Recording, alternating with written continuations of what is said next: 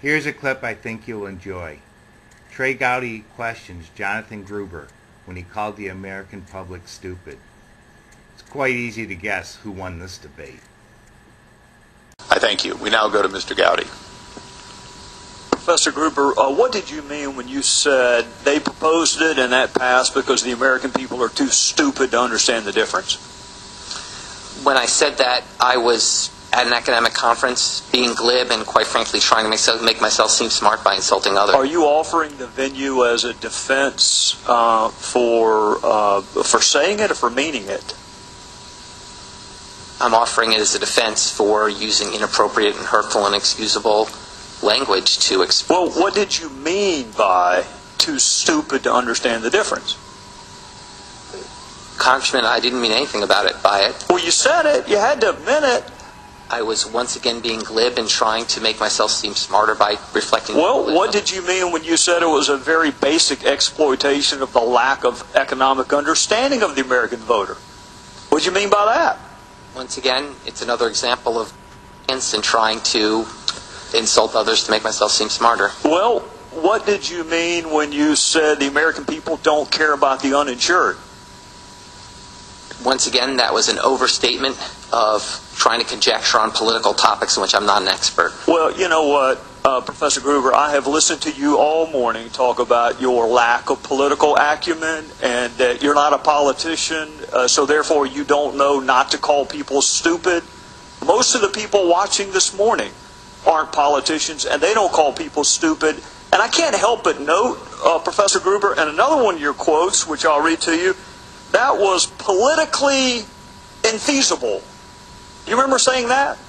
Yes. So you do like to factor in the politics from time to time, don't you? And also happen to know, Professor Gruber, that usually you insult the American voter, not the American public. So you do factor in politics, don't you? I have tried a number of occasions, pretended that I know more about politics. Do you think not being a politician is a defense? Is that your defense this morning? I mean, I know initially you said that you offered these comments at a conference. I think you meant conferences, plural, but you said conference when you went on a very obscure television show and initially apologized for what you said were inappropriate comments. And now today your defense is that you're not a politician. Is that the best you can come up with? The best I come up with is to really just apologize for an inexcusable. Well, but I want to know, I mean, the pervasiveness of your quotes is so much that it has to be more than that. It has to be more than just an episodic mistake that you made. Well, here, let me keep going. See if this helps you any. What did you mean when you said you wish that you had been able to be transparent, but you'd rather have the law than not? Once again, it was my trying to conjecture about a political process in which I'm not an expert. Well, what did you mean when you said it was written in a tortured way to make sure the CBO didn't score the mandate as a tax? Once again, it was using inappropriate language to try to sound impressive about something to my colleagues. You see a trend developing here, Professor Gruber? I don't understand the question. It's a lot of stupid quotes you've made. That's the trend. A lot of you see them? Inexcusable quotes. Yeah. Right. And again, your defense is that you're not a politician. The lack of transparency is a huge political advantage. Well, what does a non-politician do in talking about political advantages? A non-politician is talking about political advantages to try to make himself seem smarter by conjecturing about something he doesn't really know. So you're a professor at MIT and you're worried about not looking smart enough? Yes. Yeah. Well, you succeeded, if that was your goal. Now, I want to ask you, are you sorry? When did you realize that these comments were inappropriate? Because it took you about a year to apologize, so I'm trying to figure out if you realized sooner that they were inappropriate, or was it just the morning before you went on MSNBC that you realized that it was inappropriate? When did you realize that these comments are indefensible and inappropriate? I honestly didn't remember making them. You didn't remember calling your fellow citizens stupid, and you didn't remember saying that you're the only person who cares about the uninsured, that the rest of your fellow citizens don't give a damn about the uninsured? You don't remember saying that?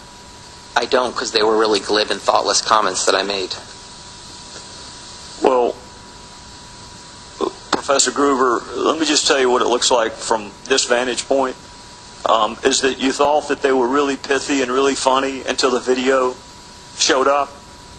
And then even then, it took you a little while to apologize. And what I'm struggling with is whether your apology is because you said it or because you meant it. Which are you apologizing for? Because you said it or because you meant it? I didn't mean it. I'm apologizing. All of these quotes that I just read you didn't mean a single one of them. Not a one. What I've said, Congressman, is that I was using glib, thoughtless, and really inexcusable language. You used them a lot. You used them a lot, Professor Gruber, which tends to undercut the notion that you were sorry for an episodic misstatement. I just read to you about 10. You see why people might possibly think the apology is a little disingenuous? Maybe. I'll yield back, Mr. Chairman. The gentleman yield me just 10 seconds. Following up on Mr. Gowdy, when you made these repeated comments, these glib, inappropriate comments in an intellectual community with lots of other like-minded people, did anybody come up to you and tell you that what you were saying was inappropriate? Not that I can recall, no. I guess what you said was popular in that community. We now go to the gentleman from Texas, Mr. Farenthold.